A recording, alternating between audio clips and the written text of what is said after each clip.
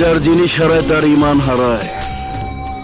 বাংলা চলচ্চিত্রের খলনায়কের কথা উঠলে যে কয়টি নাম সবার আগে উচ্চারিত হয় তাদের শুরু সারিতে আছেন মিশা সওদাগর। পর্দায় তার উপস্থিতি মানে ভয়, ক্রোধ, নির্মমতা আর দাপুটে অভিনয়। অথচ ক্যামেরা বন্ধ হলেই তিনি অন্য মানুষ, শান্ত, ভদ্র, পারিবারিক কেন্দ্রিক, দারুণ বিনয়ী। এই দুই বিপরীত চরিত্র যেন একই রূপের মানুষ। দুইটাই প্রেমের দরকার, আল্লাহর প্রতি প্রেম, আমার ধর্ম সম্পন্ন করতে। 1966 সালে 4 জানুয়ারি পুরান ঢাকায় জন্ম তার বাবা ওসমান গনি, মা বিলকিস রশিদা। 3 ভাই 2 বোনের মধ্যে তিনি চতুর্থ। ছোটবেলা থেকে শিল্পী সংস্কৃতির প্রতি টান ছিল, সেই টানই একসময় তাকে নিয়ে আসে চলচ্চিত্রের কাছে। ড্রামা করবি না, ড্রামা করবি না।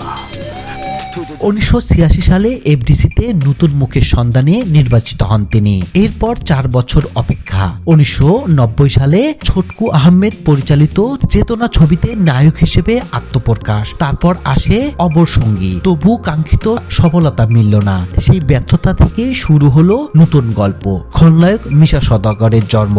আরে বাংলায় কও উকিল বাংলায়। নায়ক হয়ে শুরু, কিন্তু খলনায়ক হয়ে ইতিহাস গড়লেন তিনি। কয়েকজন পরিচালকের পরামর্শে তমিসউদ্দিন রিজভীর আশা ভালোবাসা ছবিতে প্রথম খলনায়ক হিসেবে হাজির। আর সেখান থেকে শুরু হয় তার নতুন যাত্রা, যা তাকে এনে দিয়েছে অন্যরকম স্বীকৃতি ও জনপ্রিয়তা।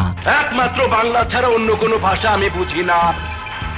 নিজের কেরিয়ার নিয়ে এক সাক্ষাৎকারে তিনি বলেন, নায়ক হিসেবে আমি হয়তো সফল হতে পারিনি, কিন্তু খলনায়ক আমাকে নতুন জন্ম দিয়েছে। প্রায় 3 দশকের বেশি সময় 7 শতাধিক সিনেমায় অভিনয়ের সংখ্যাটা যেন বিস্ময়কর, তেমনি বিস্ময়কর তার ধারাবাহিকতা। রাজীব, সোহেল রানা, হুমায়ুন ফরিদীকে সঙ্গী কিংবা প্রতিদ্বন্দ্বী হয়ে অভিনয় করে নিজের অবস্থান আলাদা করে নিয়েছেন তিনি। হুমায়ুন ফরিদীকে মিশা বলেন আত্মিক ওস্তাদ। নেতিবাচক চরিত্রের অভিনয়ের গভীরতা, চোখের ভাষা, সংলাপের শক্তি, সবকিছুতেই ফরিদীর অভিনয় ছিল তার বড় অনুপ্রেরণা।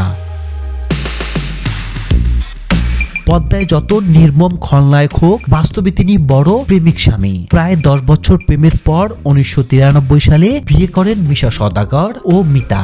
স্ত্রীর প্রতি তার ভালোবাসার গল্পটাও অনন্য।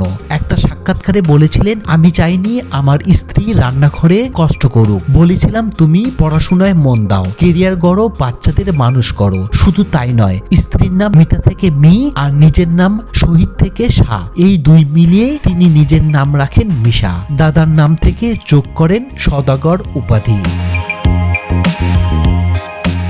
বর্তমানে 2 ছেলে থাকেন যুক্তরাষ্ট্রে। সুযোগ পেলে তিনি উড়ে যান সন্তানদের কাছে। পরিবারে তার সবচেয়ে বড় আশ্রয়। এক সাক্ষাৎকারে ছেলেরা বলেছিলেন, বাবাকে যারা পর্দায় দেখেন তারা বাস্তবের মানুষটাকে দেখলে অবাক হবেন। তিনি খুবই শান্ত, ধর্মভীরু ও পারিবারিক। এই কথা যেন প্রমাণ করে পর্দায় নির্মমতা কেবল চরিত্রে, মানুষ হিসেবে তিনি নরম ও রুচিশীল। বাংলা চলচ্চিত্রের দীর্ঘ পথ চলায় নিজেকে বারবার অতিক্রম করে এগিয়েছেন মিশা সওদাগর। নায়ক হিসেবে শুরু ব্যর্থতা, তারপর খলনায়ক হয়ে তুমুল সফলতা। এই পথ সহজ ছিল না, ছিল না মসৃণও, কিন্তু প্রতিভা, পরিশ্রম আর অভিনয়ের প্রতি গভীর নিষ্ঠা তাকে নিয়ে এসেছে আজকের এই জায়গায়।